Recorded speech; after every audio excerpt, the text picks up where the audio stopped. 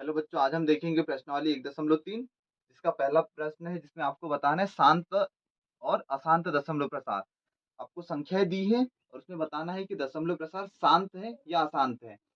तो शांत दशमलव प्रसार किस कंडीशन में होगा? जब शेषफल जीरो बन जाता है। जब किसी संख्या को विभाजित करने पर शेषफल जीरो बन जाता है तो उस कंडीशन में जो दशमलव प्रसार है वो क्या होता है? शांत। जब शेषफल जीरो बनेगा तब दशमलव प्रसार शांत रहेगा। जब शेषफल जीरो नहीं बनता है तब दशमलव प्रसार क्या रहेगा? तब दशमलव प्रसार रहेगा अशांत। ठीक है, तो पहली संख्या है 36/100। तो 36/100 का हमें दशमलव प्रसार बताना है, शांत है या अशांत है। तो हम क्या करेंगे? 36 को विभाजित करेंगे किससे? 100 से। तो 100 का भाग तो 36 में जाता नहीं, तो यहाँ जीरो दशमलव लगाकर यहाँ एक जीरो लेंगे। 100 का टेबल पड़ेगी 3 बार पे आ जाएगा 300। शेषफल बचेगा कितना? 60 बच जाएगा। क्या? अब देखेंगे यहाँ पर एक और जीरो लगा देंगे, है ना, एक जीरो लगा सकते हैं हम। तो 100 का टेबल 6 बार पढ़ेंगे तो ये आ जाएगा 600। तो ये आ गया हमारे पास शेषफल जीरो, है ना। तो जब हमने 36/100 इसको 100 का भाग जब हमने 36 में दिया तब कितना है? 0.36। और शेषफल क्या बन गया? शेषफल किसके बराबर बन गया? शेषफल बराबर बन गया किसके? जीरो के।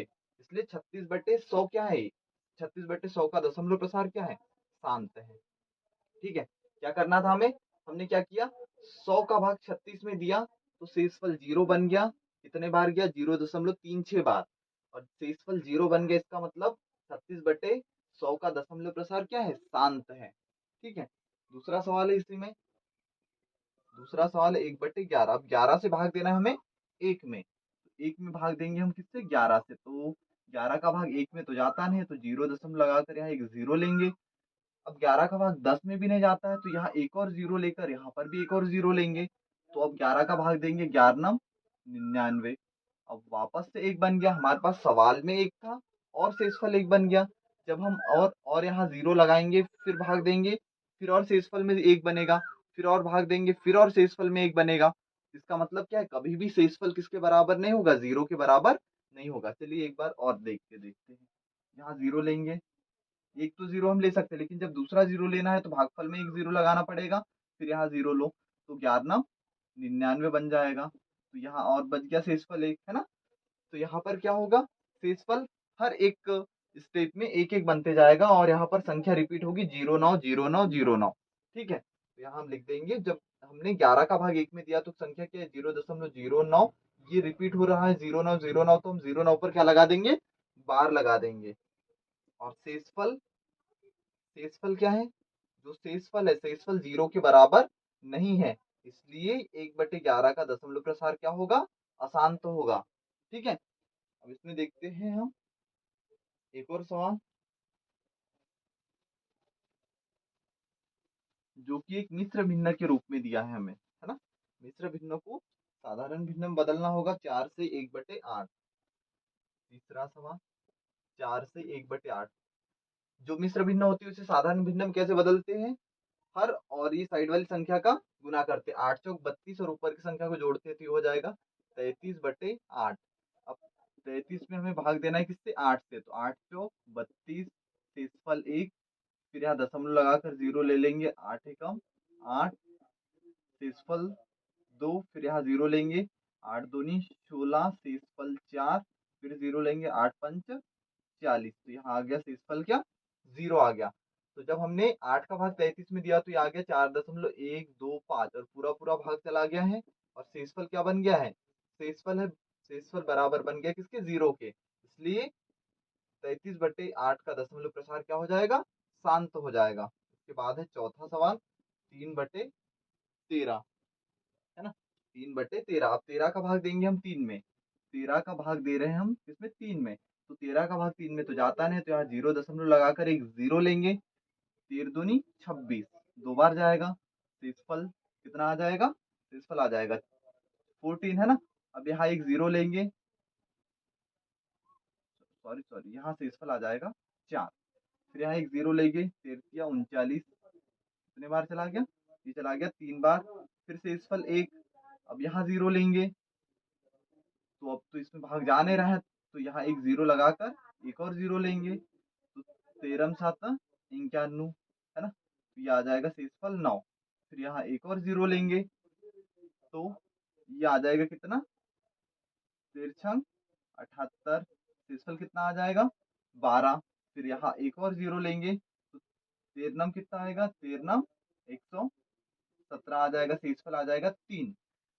सवाल में हमें 3 दिया था और हमने इतना हल किया, उसके बाद भी हमारे पास शेषफल कितना बन जा रहा है, हमारे पास शेषफल बन जा रहा है 3। इसका मतलब इतनी संख्या और रिपीट होगी, इसके आगे हल करेंगे फिर और 3 बनेगा, फिर इतनी संख्या और रिपीट होगी फिर और 3 बनेगा, है ना। तो ये पूरा पूरा भाग नहीं जा रहा है, ठीक है। भाग कितनी बार गया, 0.230769, इतनी संख्या और रिपीट होगी, फिर और इतनी संख्या रिपीट होगी, 3 शेषफल बनेगा। इसका मतलब इतनी संख्या हो रही है रिपीट, इतनी संख्या रिपीट हो रही है, तो इतनी संख्या पर हमने क्या लगा दिया, इतनी संख्या संख्या पर हमने बार लगा दिया। और शेषफल यहाँ पर 0, शेषफल 0 नहीं बन रहा है, इसलिए इसका दशमलव प्रसार क्या होगा, इसका दशमलव प्रसार क्या होगा, अशांत होगा, ठीक है। इसमें है, अब इसमें है फिफ्थ क्वेश्चन, है ना, पांचवा सवाल है। अब इसमें इसको भी ऐसे ही भाग देना है ना, भाग देने में आपको कंफ्यूज नहीं होना है, ठीक है। पांचवा सवाल है 2/11, 11 का भाग देना है अब किसमें, 2 में। तो यहाँ 0 लगा कर यहाँ 0 लेंगे, 11 एकम 11, शेषफल 9, फिर 0 लेंगे, 11 8 88, फिर शेषफल 2। तो सवाल में शुरुआत में हमारे पास क्या था, शुरुआत में 2 था, यहाँ और शेषफल 2 बन गया है, इतना भाग और देंगे फिर शेषफल 2 बनेगा, फिर और इतना भाग देंगे फिर और शेषफल 2 बनेगा। इसका मतलब क्या है, यहाँ पर भाग्य 0.18 बार, और 1818 रिपीट होते जाएगा, तो इस पर हम बार लगा देंगे। और जो शेषफल है, शेषफल 0 के बराबर नहीं बन रहा है, इसलिए इसका दशमलव प्रसार क्या हो जाएगा, इसका दशमलव प्रसार हो जाएगा अशांत, ठीक है। अब इसके बाद में है छठवां सवाल 229, छठवां सवाल है 329/400, ठीक है। तो अब 329 में हमें भाग देना है किससे, 400 में, तो भाग तो जाता नहीं, तो 0 लगाकर एक 0 लेंगे, तो 400 8 ही आ जाएगा 3200, शेषफल आ जाएगा कितना, 90। अब यहाँ 0 लेंगे, 400 दूनी 800 बनेगा, ठीक है। और यहाँ शेषफल आ जाएगा कितना, 100। फिर यहाँ 0 लेंगे, ठीक है, फिर भाग देंगे, 400 दूनी कितना आ जाएगा, 800 आ जाएगा, फिर शेषफल बचेगा 200। फिर 0 लेंगे तो 400 पंचे कितना आ जाएगा, 2000 आ जाएगा, शेषफल कितना बन जाएगा, 0, ठीक है। तो भाग कितने बार गया, 0.8225 बार, और शेषफल क्या बन गया, शेषफल बन गया, शेषफल आ गया 0 के बराबर, इसलिए इसका दशमलव प्रसार क्या हो जाएगा, शांत हो जाएगा, ठीक है। आप इतना आपको क्लियर हो गया होगा, क्योंकि इजी है, शांत के लिए शेषफल 0 आना चाहिए, अशांत के लिए शेषफल 0 नहीं आएगा, ठीक है। अब इसके बाद में प्रश्न दूसरा, इसके बाद हम करेंगे प्रश्न दूसरा।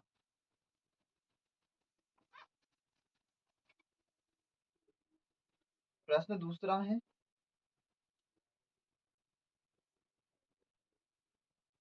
दूसरा प्रश्न, क्या आप जानते हैं,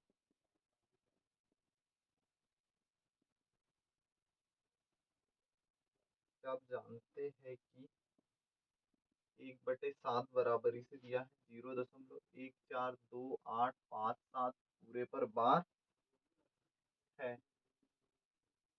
वास्तव में,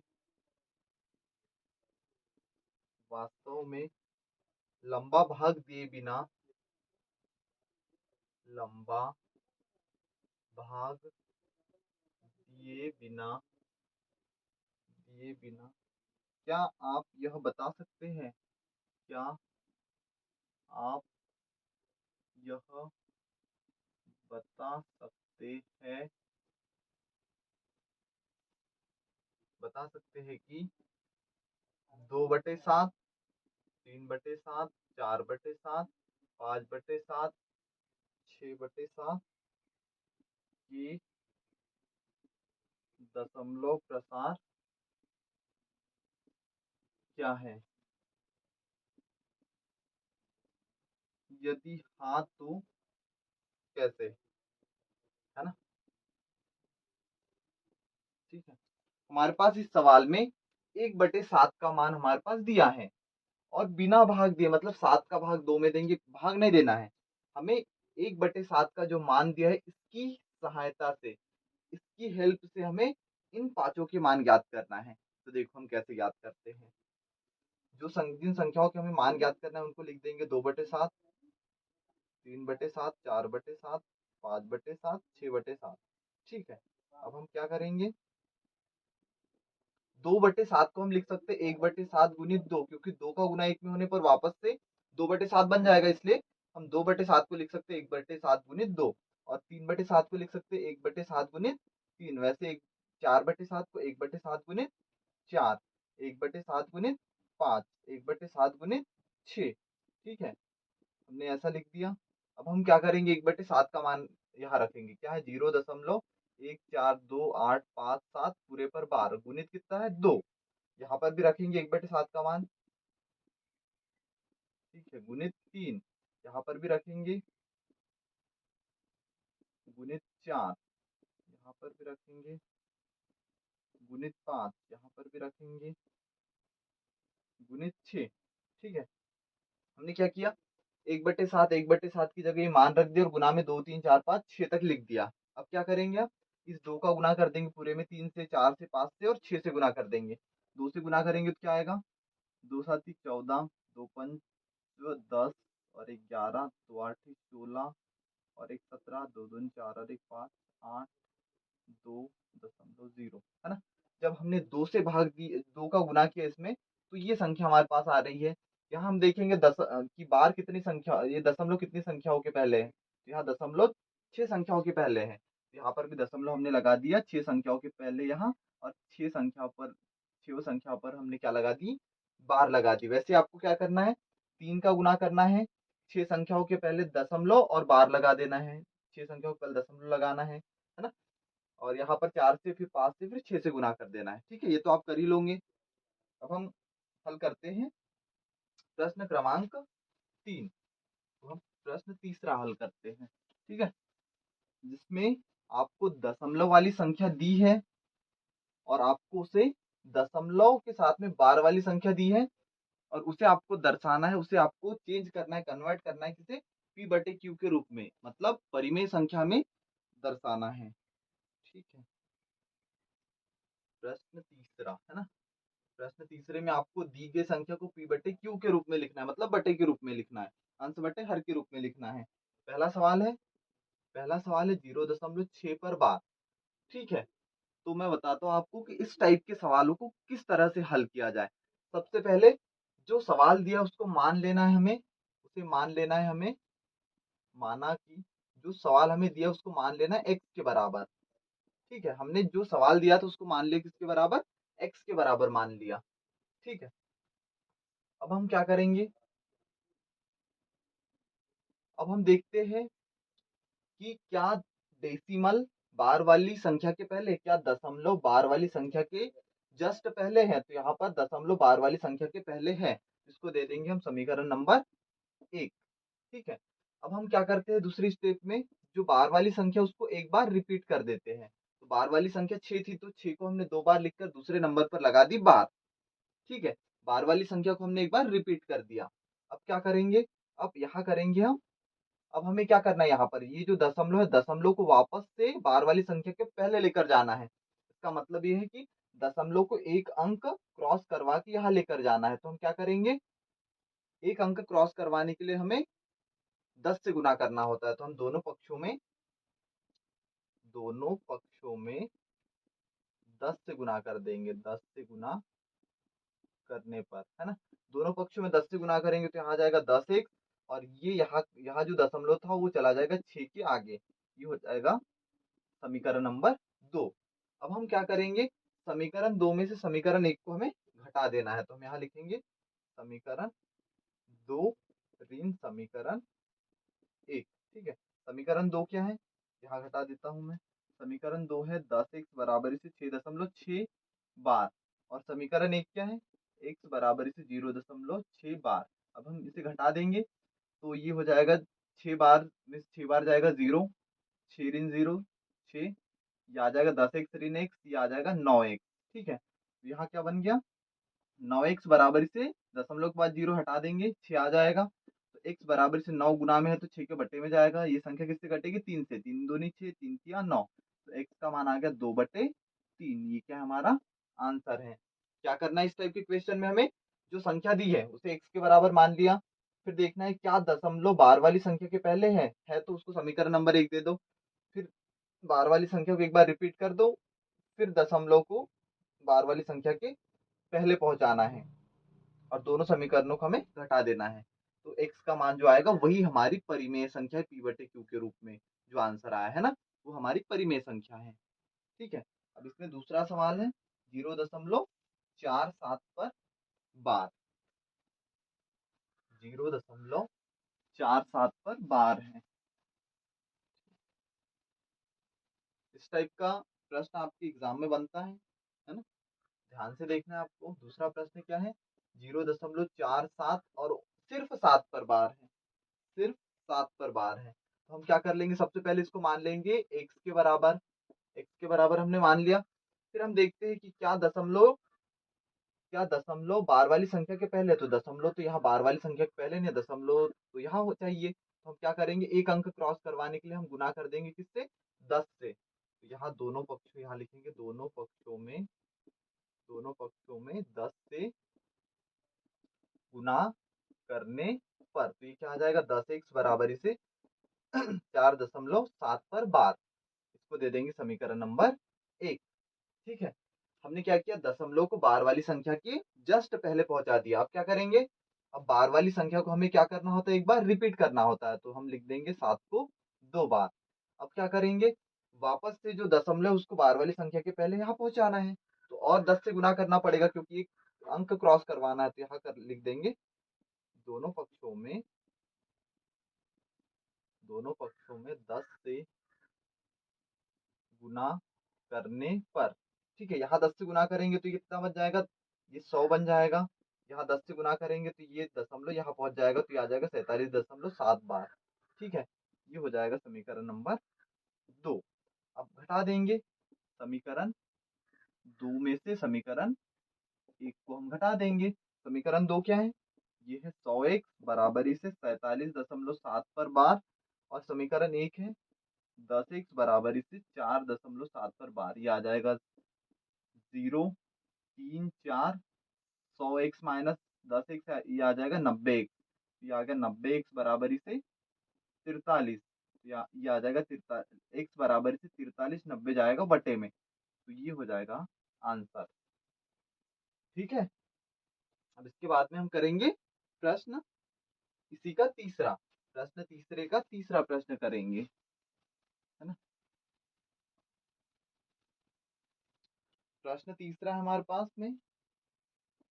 तीसरा प्रश्न है हमारे पास 0.001 और तीनों पर क्या है हमारे पास? बार है।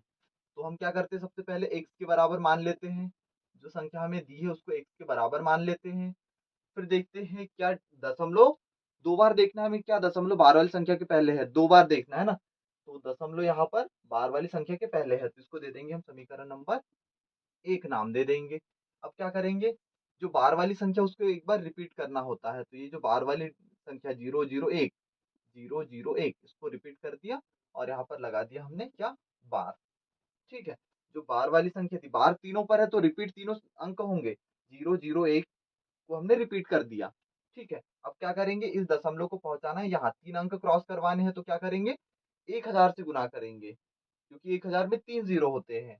तो हम लिखेंगे दोनों पक्षों में 1000 से गुना करने पर। 1000 से गुना करेंगे तो क्या होगा? यहाँ बन जाएगा 1000x बराबरी से ये दशमलव लग जाएगा कहाँ पर? दशमलव लग जाएगा यहाँ 1.001 पर बार। ठीक है। ये हो जाएगा समीकरण नंबर 2। अब हम घटा देंगे समीकरण 2 ऋण समीकरण 1। ठीक है। 2 में से 1 को घटा देंगे। 2 क्या है? 1000x बराबर से 1.001 पर बार। और समीकरण 1 है x बराबर से क्या? 0.001 पर बार।